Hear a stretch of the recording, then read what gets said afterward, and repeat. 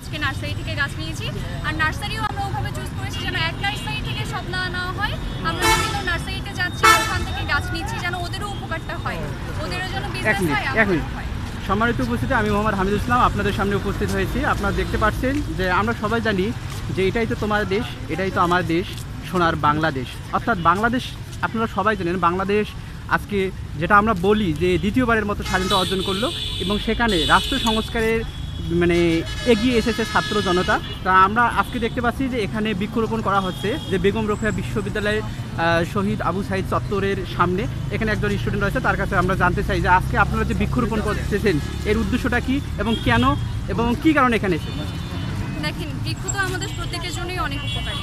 আর গাছ মানুষকে বড় হলে ছায়া দিবে, ফল দিবে, ফুল একটা নান্দনিক জিনিস যা দৃষ্টি আকর্ষণ করবে, আবার হচ্ছে ভালো লাগারও একটা বিষয়।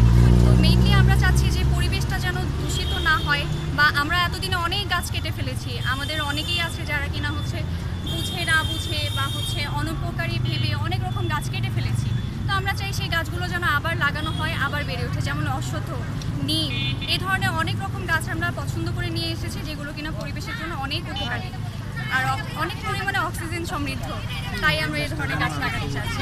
যে আপনাকে অসংখ্য ধন্যবাদ। যে আসলে আমরা জানি যে তারুণ্যের জোয়ারে ভাসবে তুমি, বাঁধনহারা হবে তুমি মুক্তির গানে, এটাই তো তোমার দেশ, সেটাই তো আমার দেশ, সোনার বাংলাদেশ। এই সোনার বাংলাদেশকে গড়ার জন্য আজ ছাত্ররা যে উদ্দেশ্য নিয়ে দেশকে দ্বিতীয়বারের মতো স্বাধীনতা এনে দিয়েছেন, আর আপনারা দেখতে পাচ্ছেন যে ছাত্র জনতা সেটাই করতেছে, যে এখানে বৃক্ষরোপণ করতেছে।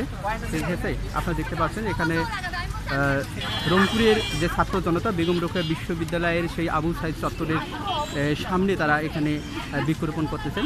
প্রিয় বন্ধুরা, ধন্যবাদ আপনাদেরকে যে আপনারা অবশ্যই একজন স্টুডেন্টের মুখে শুনলেন।